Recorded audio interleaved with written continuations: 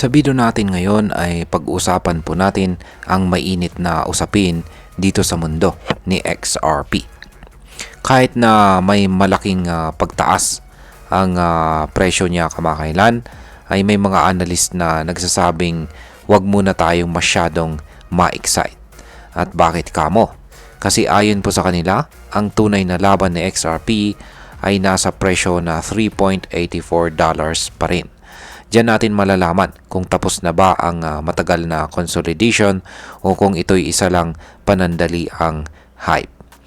Kaya pag-uusapan po natin dito ang kasalukuyang kalagayan ni XRP, kung bakit mahalaga ang presyo na $3.84 at ano po ang mga posibleng mangyari kapag nalampasan ito.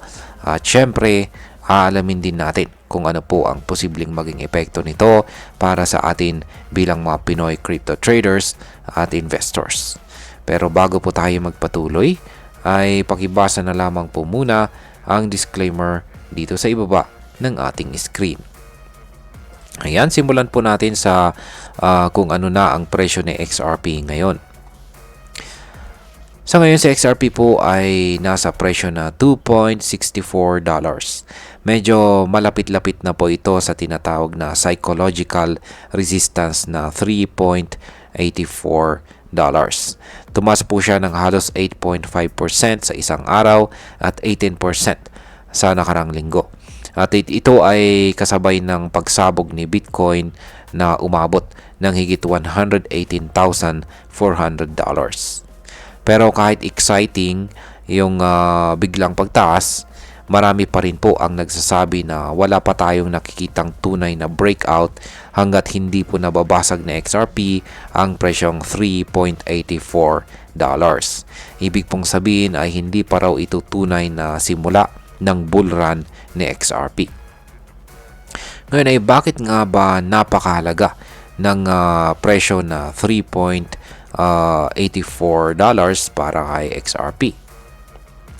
Ang presyo na $3.84 ay parang emotional wall o psychological barrier.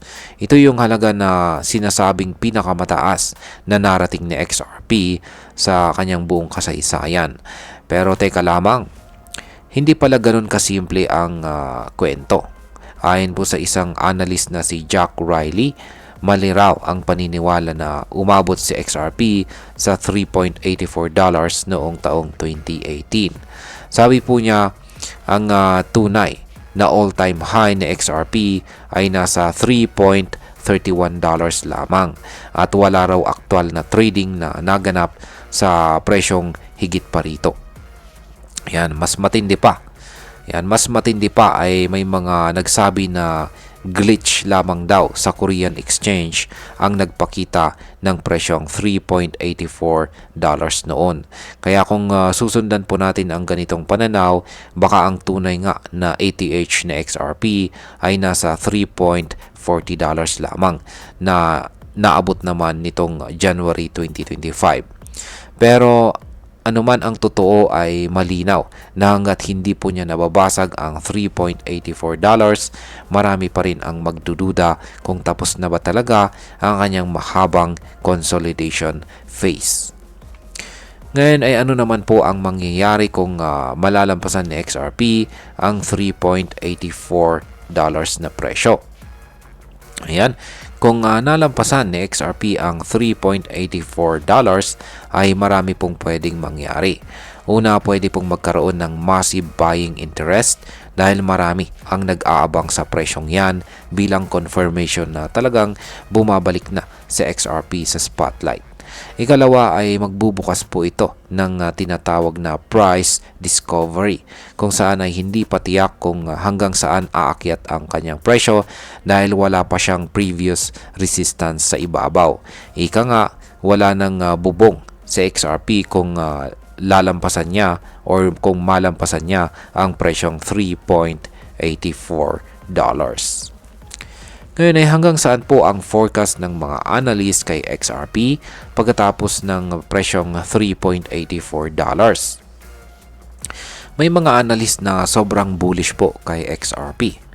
Si Ginoong Alex Cobb, yan, na isang kilala po sa XRP community, ay naniniwalang pwede pong umabot sa XRP sa $22.54 bago po matapos ang 2025. Pero teka, mas mataas pa ang tingin ng iba.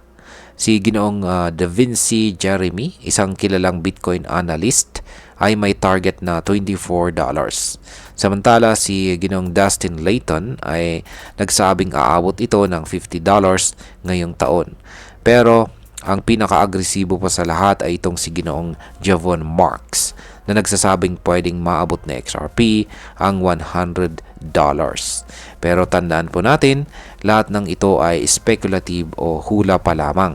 Kailangan pa rin nating bantayan ang mga major resistance levels gaya po ng $3.84 bago natin makita kung totoo ba ang mga forecast na ito.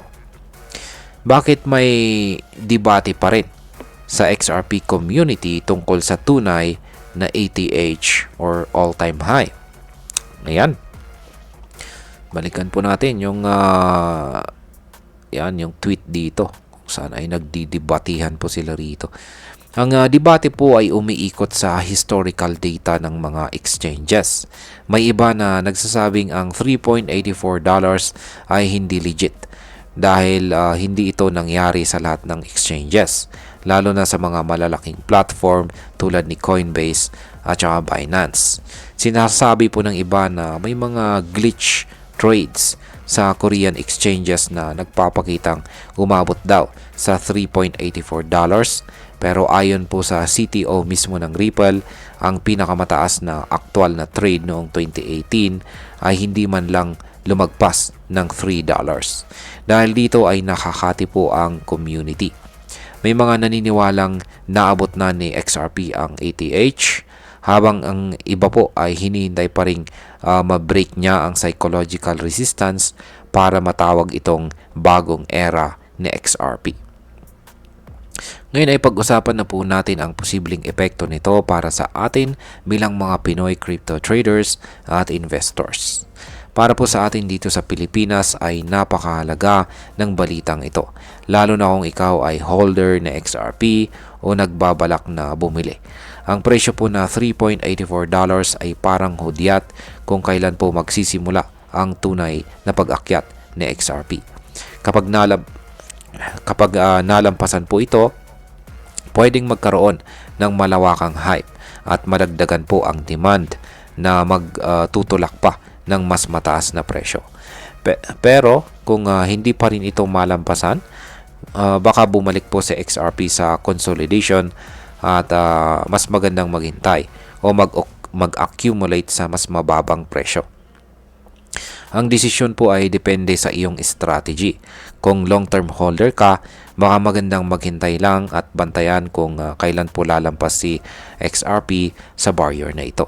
Pero kung short-term trader ka naman, kailangan mong maging maingat at marunong mag-cut loss kung kinakailangan. At bilang panghuli, ang masasabi ko naman tungkol dito ay para sa akin sa XRP ay parang tahimik pero delikadong alas. Matagal na po kasi siyang inaantay ng market na pumutok. Pero hindi po sapat ang hype lamang.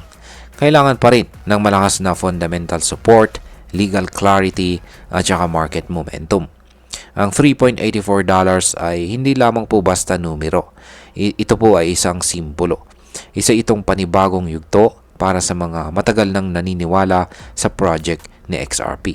At kung sakaling malampasan ito sa mga susunod na linggo or buwan, pwede pong magbago ang buong narrative ni XRP mula underdog patungong major bull. At ayan, hanggang dito na lamang po tayo sa video na ito mga ka-crypto. Marami pong salamat sa panunood. Ingat po tayo lagi at God bless po sa ating lahat.